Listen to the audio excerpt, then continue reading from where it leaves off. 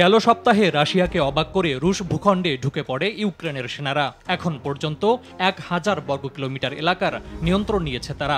2.5 বছরের যুদ্ধে রুশ ভূখণ্ডে এটাই প্রথম কিয়েভের সফল হামলা। দ্বিতীয় বিশ্বযুদ্ধের পর রুশ ভূখণ্ড এভাবে আক্রান্তের কোনো নজির নেই। রাশিয়ার কুরস্কে এ অভিযান শুরু করে ইউক্রেন। অভিযানে কুরস্কের 28টি গ্রাম ও সংলগ্ন এলাকা ইউক্রেনের দখলে গেছে এবং ইতোমধ্যে 12 জন বেসামরিক নাগরিক নিহত হয়েছেন। গৃহহীন হয়ে পড়েছেন বহু মানুষ। পরিস্থিতি বেশ গুরুতর বলে উল্লেখ করেছেন কুরস্কের ভারপ্রাপ্ত গভর্নর অ্যালেক্সেই স্মিরনভ। 250টিরও বেশি ডিজাইন অপশন নিয়ে ওয়ালটন স্মার্ট ফ্রিজ, বোঝে আপনার প্রয়োজন।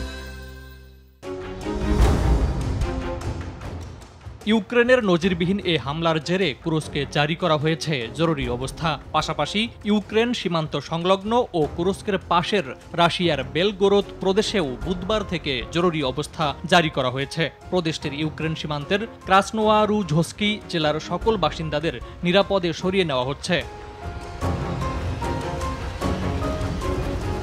ইউক্রেনের প্রেসিডেন্ট ভলোদিমির জেলেনস্কি জানান, রাশিয়া অন্যদের কাছে যুদ্ধ নিয়ে গেছে, এখন সেটা তাদের কাছে ফিরে এসেছে। অন্যদিকে এই হামলাকে বড় ধরনের উস্কানি হিসাবে অভিহিত করেছেন রুশ প্রেসিডেন্ট ভ্লাদিমির পুতিন। রুশ ভূখণ্ড থেকে লাথি দিয়ে শত্রুদের বের করে দিতে রুশ বাহিনীকে নির্দেশও দেন তিনি। ফারুক হোসেন, RTV।